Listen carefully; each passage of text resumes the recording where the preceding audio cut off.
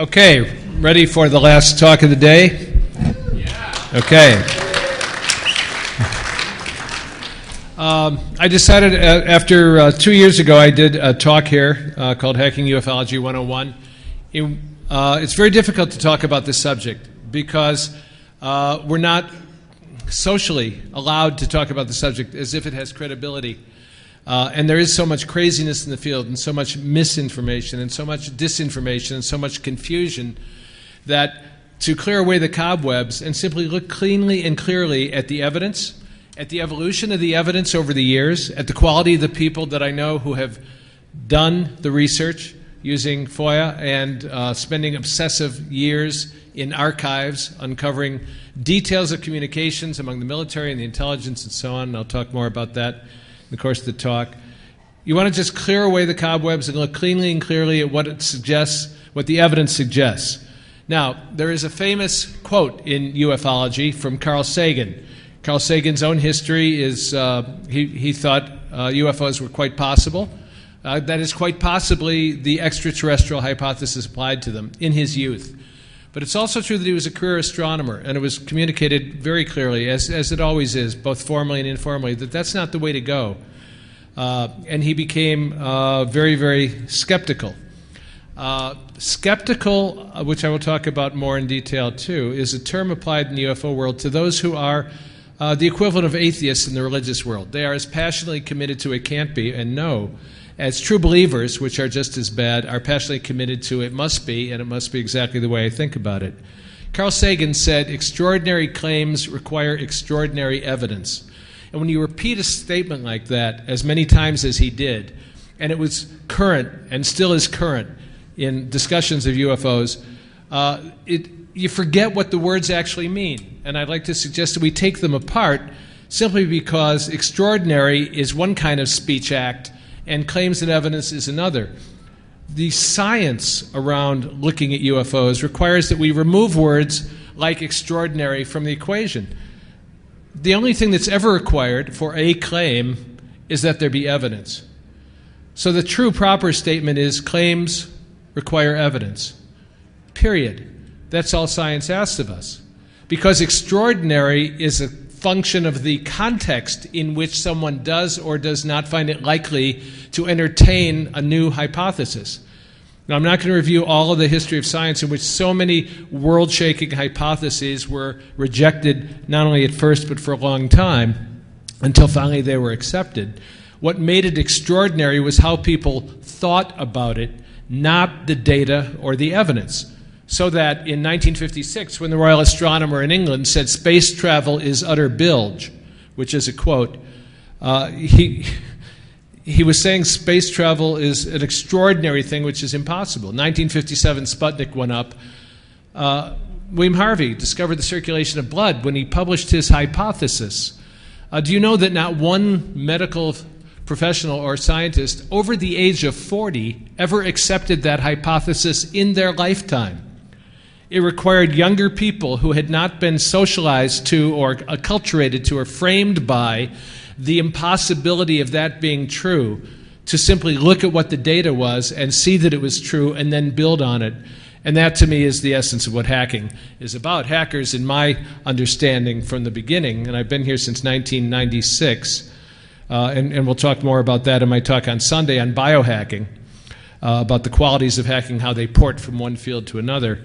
Hackers don't accept the presuppositions which others would like to lay on them or the obfuscation which they would like to use to make a sane scientific inquiry possible. So I'd like to suggest that we take Hemingway's advice and remove the adjectives. Claims require evidence, period. And what makes a claim extraordinary is contextual, and it usually means it is contrary to the current working consensus or the working hypothesis accepted by more people. E = mc squared was an extraordinary claim, and it required evidence. It was extraordinary because no one had thought that paradigm-shattering notion before. But once it was thought, it could be tested. And Trinity, the first atomic explosion in New Mexico, provided very non-theoretical, non-computer model sort of evidence that the claim was valid. It ceased to be extraordinary. We have these attitudes about many kinds of what the sociologist Ron Westrom called hidden events. Ron is a sociologist of science at the University of Eastern Michigan, and he has also studied the sociology of ufology for many years. He describes the difficulty that human beings have in communicating or receiving information about anomalies. He mentions an incident which, as it happens, I made the cornerstone of a short story I published called Incident at Wolf Cove, but I had no idea I was making up an incident that had happened, in which the wife refused to discuss the experience she and her husband had when they witnessed a UFO, and her silence contributed to the subsequent divorce. People cannot think, cannot speak, cannot entertain notions that are literally unspeakable, unthinkable, and unentertainable. Ron says, hidden events are the kinds of events like child abuse. You know, the history of child abuse as a notion. When people notice the symptoms of battered child syndrome, as we now call it, and tried to articulate them at conferences for doctors, one doctor said, and Ron quoted him, if I thought the kind of people I see in my office were capable of doing this kind of thing, I would leave medicine. That's the kind of reaction you get when something is literally unthinkable. The person who advocated for battered child syndrome said at first he was greeted with incomprehension and silence when he would try to bring it up at conferences. And then only gradually over time did people ask him, not in the sessions in which he mentioned it, but in the hallway afterward, a little more about it and say, you know, I saw symptoms like that. And gradually the tipping point was reached in which the notion that it couldn't happen was overthrown. Part of what we're involved with, trying to grasp here when we talk about UFOs, is why it is so difficult for us to entertain the notion that theoretically and in the abstract we all believe, I think, is true, which is that sentient life is elsewhere in the universe and in the galaxy, and that we are probably, by the odds, not the top of the food chain, and we are not, by our religious precepts, the apple of God's eyes. So what people do with analogies is something to put on your shelf for the moment and observe your own mind as I proceed through the data and see what you do with what I present, because that's the best way you can get your own mind around what to do with the inevitable, compelling suggestions of the data and the evidence itself. So, it disappeared from polite conversation very early on. You know, the modern era began in 1947, but I'm going to show you data that it was present many more years before that. It was astonishing what was witnessed, what was photographed, and what was reported by credible witnesses. It was also alarming. It raised serious issues of national security. It concerned the military at all levels. It concerned the government at all levels. And in the late 40s and early 50s, they set out to decide what in the world is really going on.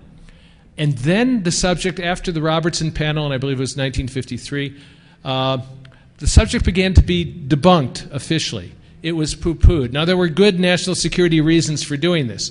1952, so many UFOs were visible around the United States and also over the White House and over critical airspace in Washington, both on radar and by visual sighting, that people called the Pentagon and literally shut down the Pentagon switchboard.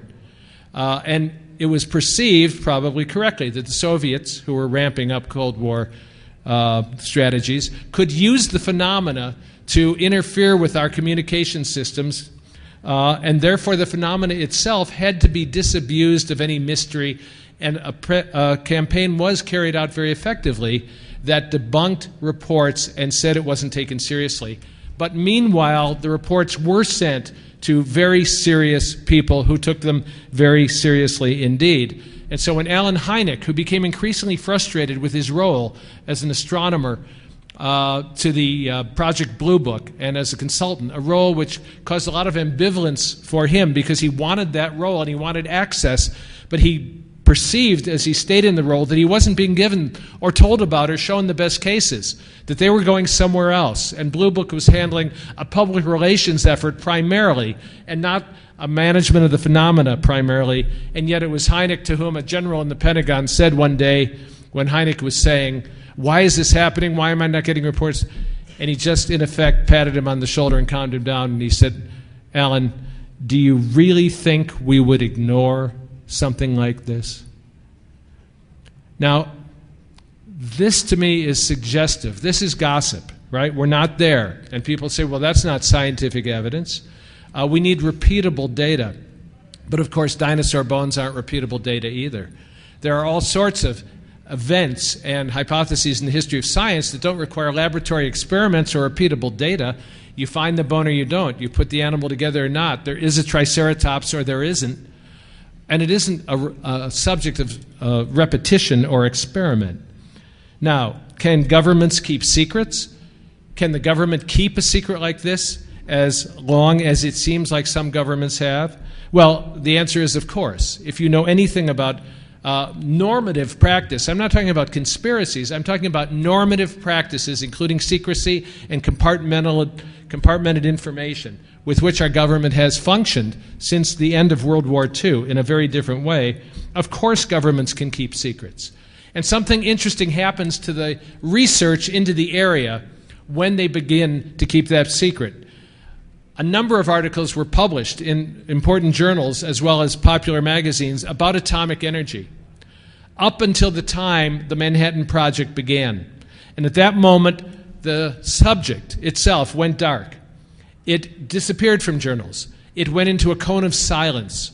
It was not in a public space again until Trinity and the explosion of the atomic bomb and then the dropping of those two bombs on Nagasaki and Hiroshima.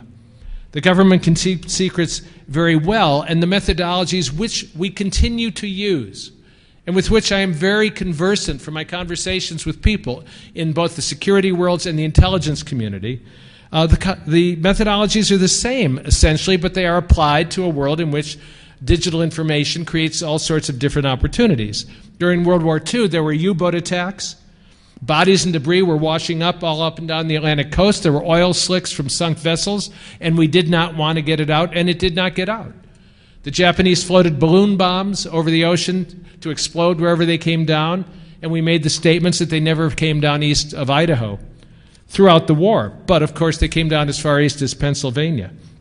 And in a more modern example, after 9/11, a friend of mine who monitors such things inside one of the agencies said, why don't you take a look at train derailments? Now, this is just a hypothesis. But he noticed that train derailments were up 20%. And we also discovered that 13 train derailers had been stolen from a yard. And I went online, and you have to spend a lot of time searching through minutiae to get data on anything that is intended to not be seen publicly. It turned out there were a lot of train wrecks, and also a lot of them involved catastrophic sorts of cargo, and the coverage was exclusively in small local papers that you might find online, but it was not generally disseminated. Well, if this was an intentional decision, it took something which was potentially an act of terror and turned it into a series of accidents.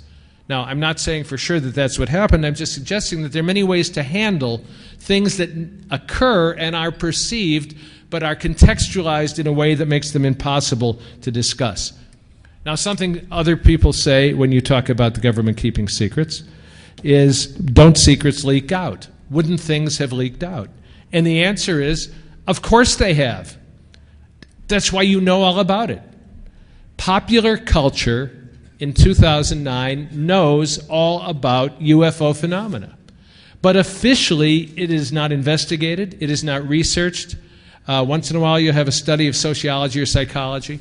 So who in this room does not know what a UFO is? All right. You all know about it, and you all know certain stories about it. You may not be sure which are true and which are not, but you do know certain stories. And what I was afraid was going to happen is happening. I've got an hour. I was going to try to keep this to 5 10-minute modules. The first module is already over 5 or 10 minutes. So I'm going to tell you in a modular fashion the key elements of my presentation, not all the details. Anybody who wants the details, we can talk about how to get them later. let's talk for a moment about the history of the phenomena. I said that it began long before 1947. 1947 is when Kenneth Arnold made the first publicly noticed report. Actually, other UFOs of a description similar to what Kenneth Arnold reported near Mount Rainier in Washington had been reported earlier and elsewhere in the country. But 1947 is when we mark that people became aware of it because the newspapers picked it up. But there were many sightings before, not only 1947, but World War II and before this century. Are you familiar with the work of Charles Fort? Okay, Charles Fort was, now, I mean, hackers should understand this kind of mentality. Edward O. Wilson, who wrote Consilience, great social biologist, said that scientists are characterized by three driving forces: passion, daring, they're willing to take extraordinary risks, and obsessiveness. You have to be absolutely obsessive about learning something, especially today, in order to really do a job on it, and that characterizes hackers as well. Well, Fort was absolutely obsessive. He, through health reversals, came back to this country, had enough money to live, went to the library in New York, early part of the century, and he went through every periodical he could from all over the world, and he took note of all of the anomalous things that were not noted because they literally could not be thought elsewhere, but they were all reported in all of these little isolated sorts of journals and periodicals, and this was in the early part of the century. He lived from 1874 until 1932. And strange objects in the sky were reported in this time with increasing frequency. But each one was treated as if it was a one-time occurrence. And that's one thing I want to emphasize. When you look at the pattern of the evidence, it shows you one thing. If you take each case one by one, then you look at it in a granular way and it shows you something else. But far from being isolated, what Fort discovered in reviewing all of this periodical material from all over the world was that they were not an isolated phenomena at all, but part of a much larger and connected phenomena. He spent hours at the library pursuing this, paging through newspapers and scientific journals. Scientists were refusing to acknowledge that the world was full of phenomena and events that did not fit with their theories, which drove him nuts, the way it drives some of us nuts. Scientific attempts to explain away strange events like UFO sightings were laughably inadequate, and he wrote that their explanations were no less crazy than his ideas. Science is established preposterousness, he declared. Science of today, superstition of tomorrow. Science of tomorrow, superstition of today. But behind the joking, he advanced his clear hypothesis based on the data he found, that sightings of craft-like objects indicated extraterrestrial visits to the Earth. And he also understood humanity's resistance to such a fantastic and threatening notion. Here's a typical event which Jerry Clark talked about. Jerry Clark is a dear friend and a longtime researcher and the author of the UFO Encyclopedia, which is the best single compendium in the field, the UFO Encyclopedia volume, second edition. He was recently awarded the Dinsdale Award for his lifelong work with anomalies as an anomalist. And he recited this story. This is from 1887, an upstate New York newspaper. Someone in a village wrote, "Perhaps I might interest your readers if I should tell of a strange phenomena." I'll rush through it. Sitting at a window, looking out, the forest suddenly sparkled and glistened. I began to look around for the cause, and I can only describe it as between the heavens and the earth at a rapid rate, like silver balls or silver coins, bright and sparkling, rushing through the air, and finally disappearing below the clouds. This is a classic UFO sighting from 1887. And I will refer to later to the RB-47 case, which is the single best documented case of multiple witness and radar traces that we have got, so that when people say, well, show me just one case, the debunkers and the skeptics do not ever talk about the RB-47 case. And I'll give you more details about it. But for a normal human being looking at the data, as Fort did in the early part of the 20th century, the evidence is compelling. The extraterrestrial hypothesis, in other words, we will discover, is the most likely, and what I challenge people to provide, not for identified flying objects, of which 80% of the sightings consist, but for the data and evidence on record is an alternative hypothesis that, when you look at the data and evidence, makes as much sense as that one. The way an intelligence analyst at the National Security Agency put it to me, Richard, he said, for a considerable period of time, there has been what he called a cultural intrusion of other intelligent life into the psychosphere of humanity. And for our own political, economic, social, and cultural reasons, we see it, and we know it, and we discuss it in popular culture as we are here, but we limit our discussion with an official refusal to acknowledge its reality, of which ridicule is the hallmark. This man lectures on deception at the Cryptologic Museum still today, I think, for NSA, and he tells me the three hallmarks of deception are always the same: illusion, misdirection, and ridicule. And when something has leaked out or been observed so widely as this phenomena has, then ridicule is the best defense, because people become afraid to talk about it. I hesitated for years, and I finally decided, what the hell? I'm semi-retired. For 30 years, I've listened to people tell me their stories and listened to serious researchers behind the scenes, off the record, talk about it.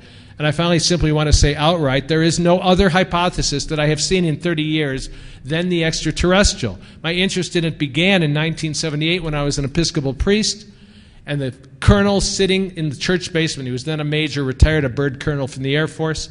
We were sitting in our church basement in 1978. Close Encounters had just come out, and I had read Hynek and Vallée and the other people and grown up with the phenomenon in the papers that I said, Bob, he was a fighter pilot, heavily decorated. Bob, I don't understand. I read these guys, and they say that you and your fastest fighters, which he flew, chase these things and you can't catch them. And he said, looking perplexed, well, you're right. We chase these goddamn things and we can't catch them. Now, that woke me up, recontextualized my understanding that these were not just great stories, not folk legends, not folklore, not just nonsense, not just craziness, but one of the most credible people I know, heavily decorated in Vietnam, a fighter pilot, retired bird colonel, now works in computer security, of course, and verified by email the truth of that encounter, because I wanted to make sure I was saying the same. As the NSA analyst said in a different context, ants just don't get that dogs exist. They're here, he said.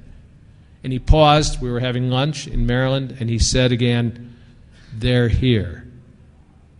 But ants just don't get that dogs exist. Sure, there's gossip like that. I like the gossip stories. They're fun, like the guy from DIA who was talking about something else, and the subject came up, and he suddenly hit his hand on the podium like that, and he said, yes, we know they're here, and there's not a damn thing we can do about it. Or a friend who went mountain climbing with Dan Golden, former executive from NASA, in Africa, where the air gets thin up on Kilimanjaro, and the camaraderie gets deep. And the subject came up, and he said that Golden told him, yes, we know they've been here, but if you say I said so, I'll call you a liar. Or the commercial airline pilot who said to me, recounting his own 2 incidents, because there have been thousands of incidents with commercial airlines that have been documented in a database that Richard Haynes, former psychologist at NASA, has created. Again, the stuff is there, and you have to simply look at it and put it together and see it clearly. What he said is, all you have to hear is one conversation like the one I had where a pilot said officially what he saw up there, and his boss said, you must have been drinking.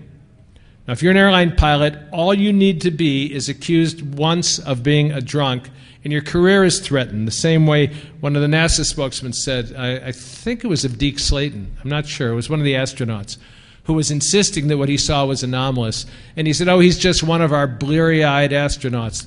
These are coded statements that say, if you're an astronaut and bleary-eyed, you don't fly. You don't go into space. Now, my friend at NSA is the same person who acknowledged that he wrote an unclassified document now that was circulated at NSA in the 1970s, articulating the various kinds of responses of cultures to a superior technological civilization, which these things obviously represented. I had read that paper, but it wasn't associated with any name. But as I got to know him and we talked a lot and became close friends, I recognized everything in it, the way it was written. Cadences were his, and I was having lunch with him again. I said, it sounds like you, it feels like you, it's the way you talk about it. There was a long silence, and then he said, okay, now who's fucking with who? He wrote it. Well, other people have said things like that in the past. Margaret Mead. Do you know the name Margaret Mead? Great anthropologist, coming of age in Samoa, wasn't always right, but was always brilliant. Margaret Mead wrote an article. These articles are around for the reading. You just have to look for them. This was in Red Book in 1974, September 1974. She says, I'm always asked by people, do you believe in UFOs? This is a silly question, born of confusion, she wrote. Belief has nothing to do with UFOs. Belief is about matters of faith. It's not about the kind of knowledge based on a scientific inquiry. And she goes on to say, thousands of sightings, the very same thing in 74, that was said in 54, that is said in 94, that I'm saying in 2009, thousands of sightings have been reported, not only by individuals, alone at night, by the spectacle of a shining disk hovering soundlessly over the trees, or apparently coming down, taking off at a great burst of speed, but by pilots who have continually reported sightings, and sometimes several planes have given chase, always unsuccessfully. Occasionally, many people have watched stunned the same UFO event, and she mentions the 1954 Great Wave in Europe, where Aimé Michel, extraordinary researcher and philosopher, using the resources of the French, when the French do it, the Comité report, released not too long ago, about the French investigation of the UFOs.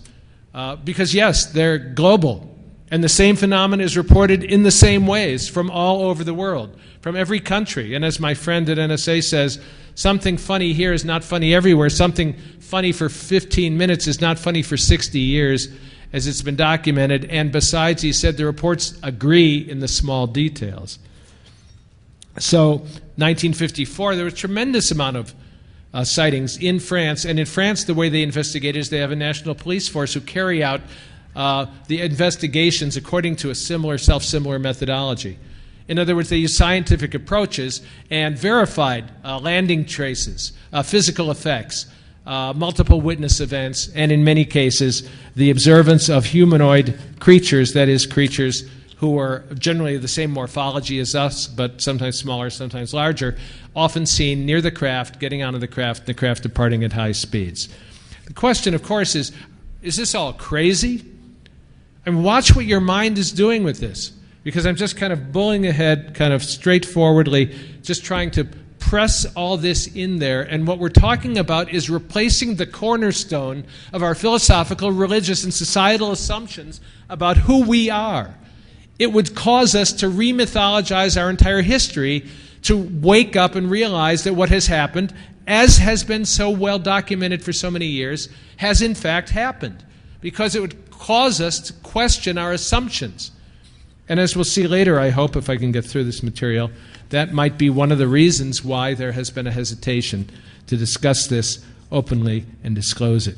I'm currently engaged, I'm not going to go through all the history, I'm currently engaged in a book project with some of the better researchers.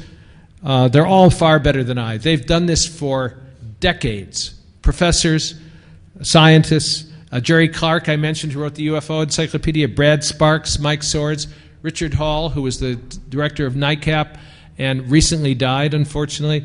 I spent time with him about 6 months before he died, sitting in his house near Washington, D.C., because I visited all of these people in an attempt to say, look, I've looked at this for 30 years, and I want to know from you, the best minds who have looked at it, the most sober and sane, who tolerate no nonsense, who won't entertain the silliness of the UFO world, the subculture. I want to know what you think now. And from each one of them came the same kinds of reflections that I'm giving you now. Mike Swords wrote an article. He was a professor at Western Michigan, retired now, and he's the main author of our book. The book looks at the response of the government from the 40s, 50s, and 60s, not only in this country, but chapters dedicated to Australia, to England, to France, to Spain, and to other countries where it has also been investigated by serious researchers. And Mike said, why is it that when anybody takes the best cases, the best evidence, as we do, look at Jim McDonald's extraordinary work when he tried to push the scientific establishment into taking it seriously. There are other compendiums, Lauren Gross, who year by year documented in the most painstaking way the phenomena and the reports. He said, why is it that we're still asking the same questions? Why are we still stuck on zero? Why are we right where we were in 74 or 64 or 84? And they asked the same questions again and again because the phenomena manifested itself in ways that was easily detectable. What kinds of things did people say when the phenomena showed up? What are the reports? What kinds of attributes of these dynamic aerial objects are consistently reported? Electromagnetic effects. With effects on electrical currents, especially in vehicles, you know how cars stop and then start again. You know how lights flicker and then go out. Landing reports, often with touchdowns, physical markings left on the ground, near landings, hovering just above the ground, pacing of vehicles, including UFOs blocking the highway, physiological effects on UFO witnesses, eye damage, burns, paralysis, microwave radiation, it looks like, radioactivity measured at the site, radar cases, and in some cases multiple radar and visual cases, other physical effects such as sounds, shock waves. If some other mechanism, Richard Hall said in one of his writings, actually before the Condon Committee appointed by Congress, can be discovered to account for these effects, then UFOs and their significance might be discounted. But if these effects fairly commonly associated with and possibly caused by them really are, they should provide many clues to the actual nature of UFOs. We could not do then, when these effects were reported, what they did. But many of them, as I will hopefully be able to articulate, we can do now. And any recent conference on the latest non-lethal weapons or beam weapons or heat weapons or paralysis rays or invisibility or stealth technology, all things which were said to be impossible when these things were witnessed in the 40s and 50s, nevertheless somehow found their ways as ideas motivating research toward their realization and actualization in our own military and our own society. And I think that's not just an accident. So, debunkers debunk. Skeptics are skeptical. But the debunkers never make their own best efforts to seek out the best UFO evidence. They pick identified flying objects. They never pick the RB-47 case. They cannot be trusted in an honest intellectual debate because honest scholars would examine the evidence and allow it to speak to them. They go over the same cases again and again and again. And it has provoked, I suggest, even in UFO researchers who want to take this seriously, people are terrified of being ridiculed because of what it does to your career. Let me give you just a trivial example from my life because it didn't affect my career that much. But I did some significant work on intelligence and ethics with people who were engaged in attempting to develop an ethical code of conduct for the intelligence community. I know that may sound like, how can those two go together? But I guess they are saying that within the context of what we have to do in intelligence, how is it that we can do it as ethically as possible? I was invited to be on the board of the Intelligence Ethics Association because I had contributed in significant ways to organizing some of the activities at the conferences. One of the board members, who was I think Lieutenant Colonel, a major, I'm not sure, I won't say his name, but he went to my website. Now my website, like this book, Islands in the Clickstream, about 150 columns. There's 30 or 35 short stories. There's voluminous amount of information and papers and articles and stories that I've written over the years. But the one that he picked up on was called The Evidence for the Evidence. Is there evidence for UFOs? Very conservative, very low-key, just saying, not like this talk, just saying it should be investigated scientifically. And he went nuts and went back to the board and said, if they see that we're associated with someone who will speak about this in public without hiding it, they'll think we're all loonies. Now, you can say, how outrageous. But as a result, one of the board members called and said, it's really very basic. Take everything you said about UFOs off your website and don't mention it in public again, and we'd be glad to have you on the board. It was kind of like when I was asked if I would like to do consulting at considerable remuneration for Aramco in Saudi Arabia. And then I got a call back, and he said, you were in Israel. You say so on your website that you worked for Microsoft in Israel, and you've worked with Jews, and what we'd like you to do is remove every reference to Israel and Jews from everything on your website, and then you can come to Saudi Arabia and work here. And I said, no, I'm not going to do that either. So in neither case, I didn't go onto the board, and I skipped the job in Saudi Arabia. Ridicule is powerful. The threat, because it still pisses me off, right? That the little colonel, and of course he is a little guy, would be so terrified of suggesting that you investigate something scientifically that people will think he is a loony if he is associated with someone who does it. Okay, so what kinds of evidence do we have? We have some photographs that seem legitimate. We know that gun camera photographs were taken by jets scrambled to pursue UFOs. We had films, Tree Mountain film, Utah film, other films, that could not have easily been faked. My friend Jeff Sanyo, who does engineering for Quad Graphics and analyzes UFO photos and films, said either people all over the world are using the most sophisticated photo manipulation devices far beyond Photoshop, or people are photographing and sending me examples of the same things. One of the famous ones was taken in 1952, I think, by Paul Trent in McMinnville, Oregon. You can go on the web and look at these. You can look at Paul Kimball's top 10 UFO sightings and just look at those as a place to start.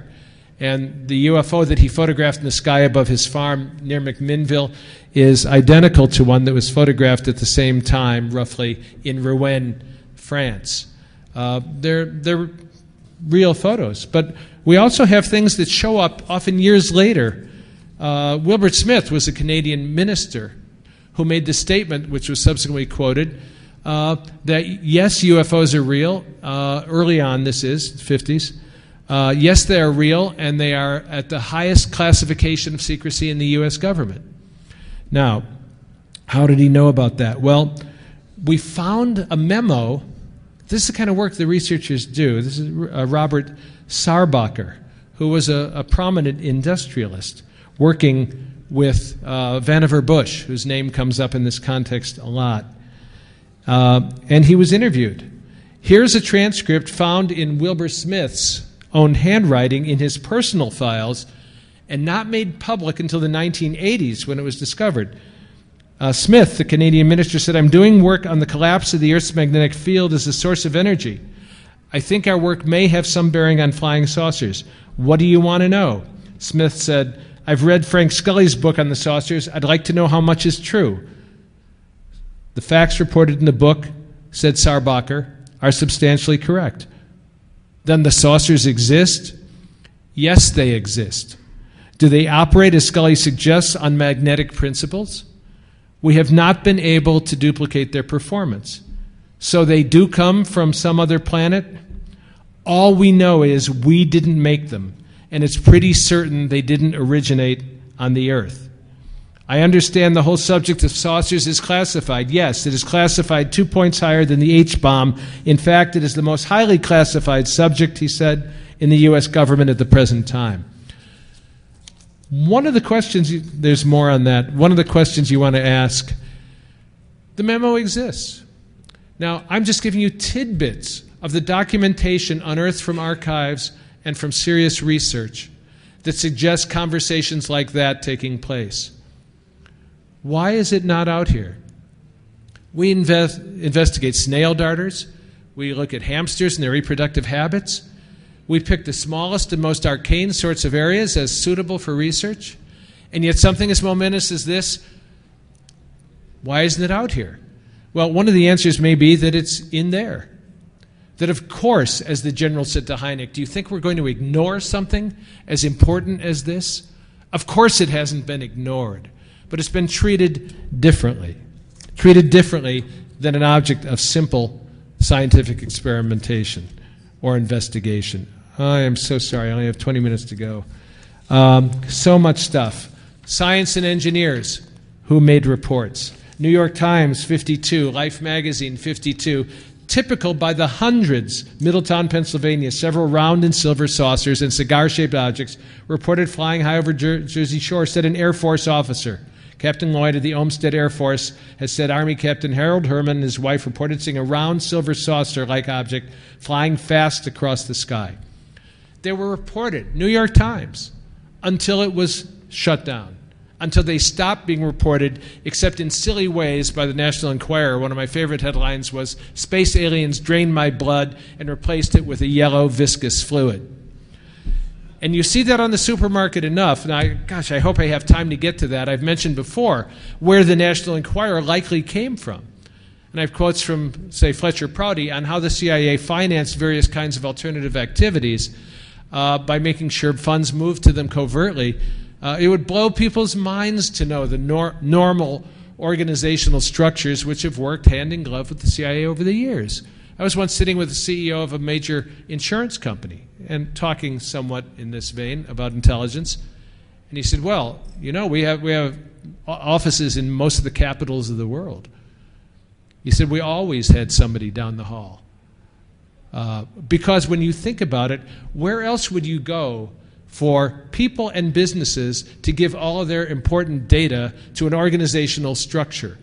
So of course it's filtered through insurance companies that have a global presence. Take a look sometime at where some of the major travel guides got their start. People being sent to corners of the world, all over the most arcane places, and look at who funded these, in essence, investigative expeditions. Well, when you look at the National Enquirer, I don't know if I'll get to all the quotes, but the money that funneled into it, it was started in 1953 by Generoso Pope. In 1952, he had done psychological operations for the CIA. He decided that was silly, so he quit and started the National Enquirer.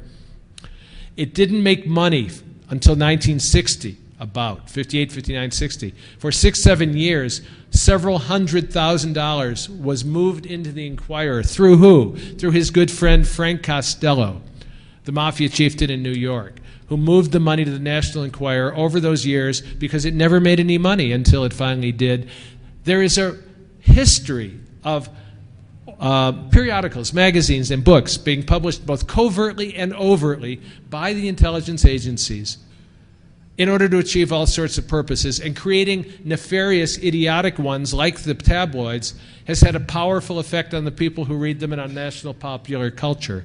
And so, of course, it would be a natural place to put material to debunk it if a story just refuses to go away, like the famous visitations at the ICBM base in Montana, which wasn't covered for 3-4 years and was finally covered when it finally made national news by the Enquirer, which appropriately killed the story. There are all sorts of ways to handle it. There's a case which I won't read in its entirety, but it was just Air Force officers, legitimate, credible people from Portugal, just to make the point that cases like this have come in from all over the world. It lasted 40 minutes. The object dropped 4 luminous rings, which flew separately in the sky around the jet. Suddenly they disappeared. The observers noted a loss of radio connection. The 4 pilots have their testimonies published. They are all senior pilots with a high amount of flights. As I said, Richard Hayes has compiled a database in the interest of aviation safety, because some of the incidents seriously reflect a threat to aviation safety. So there are numerous pilot reports on record which can be calibrated, corroborated, and checked. Here you have a pilot reporting 2 intelligently controlled objects, Lieutenant Colonel, whatever. They were not propelled by any thermodynamic. I can just read them all night. And I don't know any sane, reasonable person who does not read case after case after case of reasonably well-documented reports who does not come to the conclusion that they are at the very least reporting things that were real, that over the years insisted on their presence being manifest in the forms that they were, and which we could not do and no one else could do either. The RB-47 radar visual case, to which I've referred several times, it was one of the top cases investigated by James McDonald and the American Institute of Aeronautics and Astronautics. He was a scientist. Brad Sparks has done the most thorough research. I can only encourage you, because it's 20 pages long, documenting the radar reports, the kind of radar used, where the traces were picked up, and how they all calibrated to point to the same objects. The pilot visual record and the various radar reports all point to a single event that all were observing. They correlate precisely, Jerry Clark says, with electronic measurements of microwave signals emitted by the UFO and with eyewitness visual observations and radar tracks. Sparks' research is based on the complete Condon Committee file, the files of James McDonald, the NICAP files, as well as portions of Class's files, plus scientific, technical, and historical data from Boeing, GE, American Airlines, National Climatic Data Center, et cetera, et cetera. I'm just trying to make the case that these are not idiots. These are not morons. These are not cottage industry people trying to score a buck on a gullible public. These are serious intellectual researchers who have examined the cases. I'll take questions in a minute. Who have examined the cases with an intention of finding out what has happened. And in every single one of the people I've mentioned, they are quick to get rid of IFOs, identified flying objects, and to try every possible explanation to see if they fit some other category before coming to the conclusion that there's nothing that we know that can describe them. One of the most famous cases is the 1976 Iranian fighter case. Parvez Jafarian, a retired general of the Iranian Air Force, contrary to popular propaganda of the recent weeks. The Iranians are not idiots, and they're pretty good with their military. This was during a time when we were their military, because the Shah was our dictator, and we were supplying the F-4s to these people.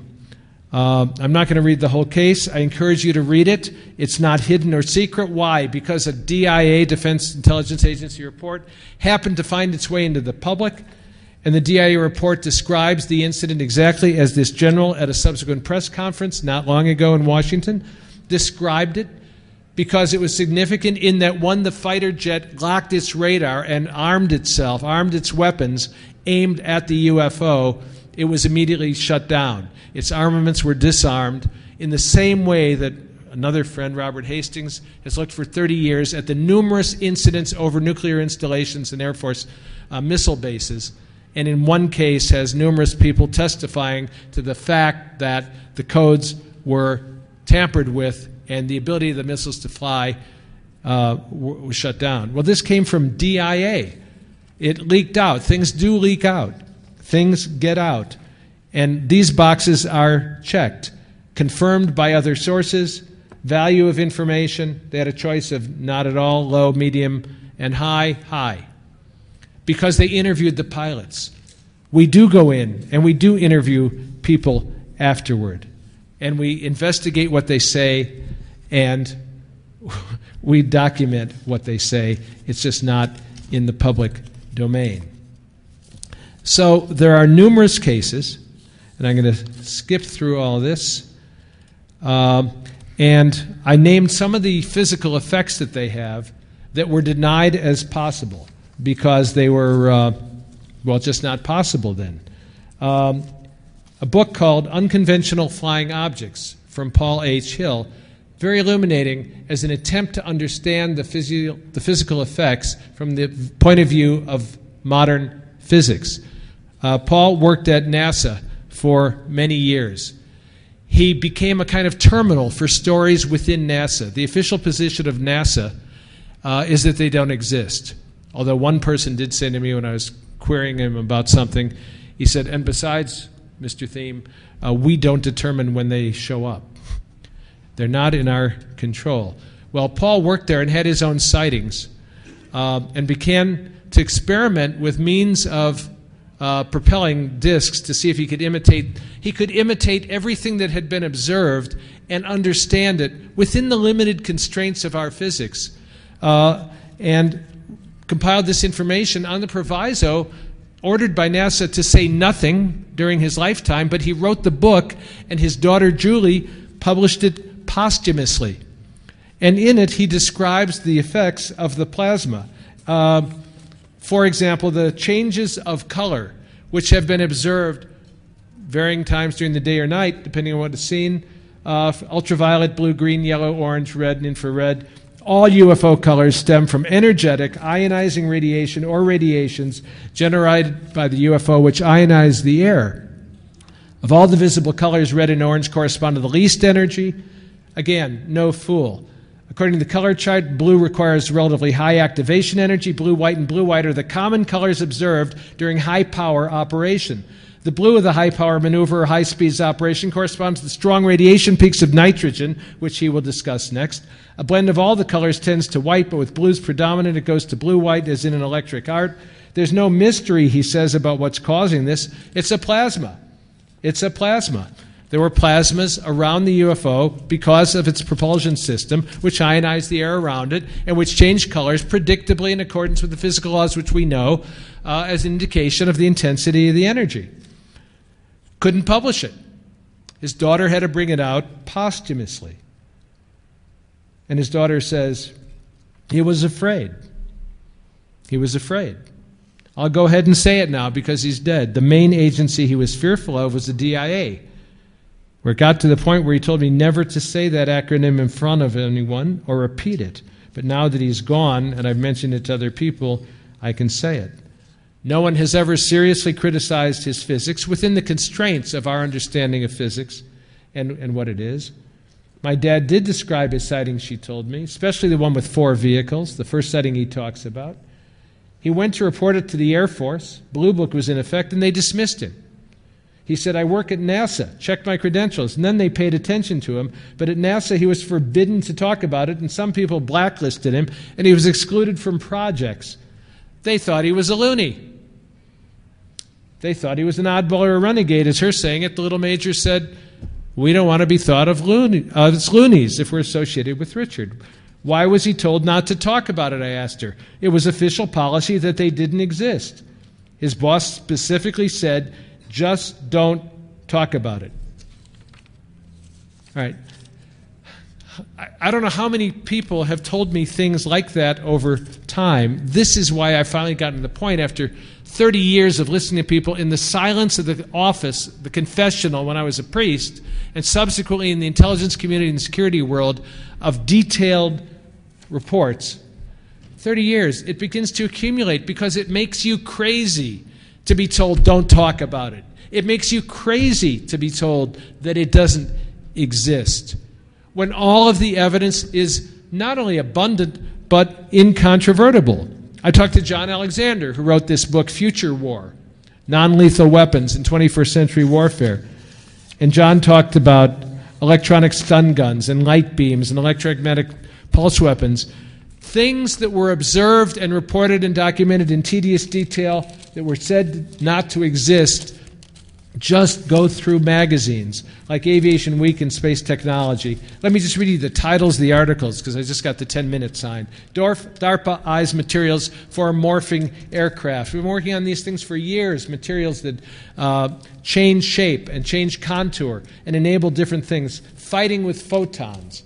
This is a directed energy weapons conference to which I was invited. The latest technology, biological impacts, power sources, high-powered microwaves, high-energy lasers, and focused beam strengths. Everybody knows these exist now because we've built them. Stunned progression, non-lethal weapons. How to make an object invisible. You've read the physics of that as we're working our way through the spectrum and making objects seem to be simply not there. The wraps come off the cloak of invisibility. Behold the appearance of the invisibility cloak. Small UAVs will carry disposable pulse weapons. U.S. Air Force acknowledges beam weapon readiness. Lasers, HPM weapons, near operational status. New shared technology will sustain our weapons edge. Microwave weapons will be ready for Iraq. And on and on. I wish you could just read article after article after article. The beams of light. The intensity of the energy, which paralyzed people. We knew it was happening. Now, where else is the knowledge of that? Remember what that general said. Do you think we're going to ignore something like this? So you get stories like the man who told me that he was given material to analyze. What is this alloy, and how can it be made? And he looked at it. I mean, he did a full, thorough analysis. And he went back and he said, "Where did you get this?" And they said, "Oh, it's Russian." And he said, "Bullshit. The Russians can't make this. We can't make this. I don't know anybody who could make this." Leaned forward and said, "I said it's Russian." And this is how it's managed. The material on which we have been doing research has sometimes been fed through the appropriate channels to the people who do the research. How else would you do it? I do it exactly that way. Unfortunately, there are cases where the qualities of experience have a characteristic called strangeness, where people feel as if they're entering a cone of silence, where they don't hear birds sing or insects chirp, as if space-time itself is distorted. But what is space-time? As it is perceived by the apparatus of cognition, which we in our exalted state as top mammal for the moment think is the way it is. It isn't the way it is. It's the way we frame it. It's the way we build it. I've got lots of examples of that I don't have time to go into. So I'm just going to just kind of jump ahead to a conclusion. What are these people who have looked at it all their lives long, what do they think? What do they think is going on? Why isn't there fuller disclosure? Now that we have such good evidence known throughout the popular culture that the phenomena, when you look at it through the years, come and go, exposing itself, testing, teasing, doing something, exists. Well, a friend of mine is a veteran journalist. I probably shouldn't use his name, but he's a veteran journalist. Decades of honored and acknowledged work exploring aviation technology and other areas. He has a source in the Air Force, I believe. He is an Air Force fighter pilot himself, who was invited to a meeting to discuss the possibility of disclosure. His friend said, and he swore him to secrecy as to where and when and who, so you can say, "Richard, you're making it up." And some people will say, "I'm making the whole thing up." Before he went to the meeting, his friend was 100% in favor of it. He saw no reason, as I'm saying to you, why shouldn't we know, we the people of the planet, know and seize our own destiny, blah, blah, blah. Why wouldn't we know what's going on? Why shouldn't we know? He was 100% for disclosure. He went to the meeting, and when he came back, my friend said, "I've just never seen anything quite like it." 180-degree reversal. He said, "No way. There's no way we should do this now." Well, his question was, are we just not ready for it or what? And, of course, this is where you get the Twilight Zone music, and we become incapable of doing anything other than speculating. But the people I've talked to about it, at the highest levels I can reach, which is not official at all, it's all speculation, think that it would have such a serious impact on our societal underpinnings and our religious web, which in intangible ways holds together this society. See, you walk down the hall, you know, let's turn left, let's go get dinner, let's go to this talk, let's do this, let's do that. Society hangs together by consensus and a willingness to accept the agreements we have made with one another that this is what we'll consider real. This is what, therefore, is real. We will not see beyond the frame of the picture or the ground. We will see the picture only, and not the ground or frame that contains it, because that would alter what we see when we look at the picture in the frame and the ground of being that contains it. So whatever it was that he heard at that meeting, it's congruent with, consistent with the policies that have been in operation for a long time. Sure, things do leak out. Has there been a progressive revelation such that most of you know what's going on by now about some of this? I don't know. How much is intentional? I have a whole section here that I didn't get into on how information is managed and how disinformation is worked so successfully and with such subtlety. The bottom line is the world is not what you think. It really is not the way it looks to normal consensus reality. And for whatever reasons the decision was made and sustained that whatever research went into the field, do you think we would ignore something like this? Went dark, like the atom bomb went dark, and more work and research than ever has gone dark since World War II and is funded covertly, at the very least, for dual use. It doesn't mean a conspiracy. It means it's the way it is. It's how things are. And the only way we can find out how things really are under the way they seem is to do the research and to look at the data and to read case after case after case after case and look for alternative explanations and have the best minds do the work and do it in the way that those men I mentioned have, as an invisible college, outside the boundaries of normal science and its validated, sanctioned investigations, in order to, at the very least, uncover whatever there is to uncover, because that's what it means to be a scientist, that's what it means to be a hacker, that's what it means, in my understanding, to be a human being. I'm sorry I rushed through some of this and gave short shrift to some. It's huge.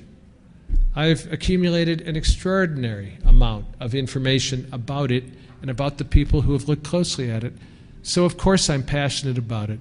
But more than that, I want to know what's going on in the universe. I want to know what's going on in our galaxy. I want to know what's going on. That's what a hacker does, right? Okay. Questions? Oh, thank you. I should say before I forget, I have a few copies left of my collection of nonfiction. I'm going to make a special offer today. They're $20 and I'll sign them. They're collections of the nonfiction that indicated how my thinking got in the directions it did. But if anyone wants one here at this conference, I have a collection of short stories. Why did I start writing fiction? We have a little time because it's the last session. I started writing fiction because friends in the intelligence community, yes? Unfortunately, we have to end on time. I just got a note. Okay. I'm sorry. Okay. Let me finish the paragraph. It's a long paragraph. Friends in the intelligence community and my friend the journalist said, you can't talk about what you know in nonfiction. You will be ridiculed and dismissed, so write fiction. So I published over 30 stories in the last couple of years. They're going to be brought out next year in a collection called Mind Games. My favorite response was from an NSA guy who called up when he read Zero Day Roswell, and he said, 95% of this story is not fiction, but the key to the code is knowing which 95%. At any rate, these, I've got a few left. These are for sale for $20, with the other book sent to you if you give me your contact information at no additional cost as soon as it comes out.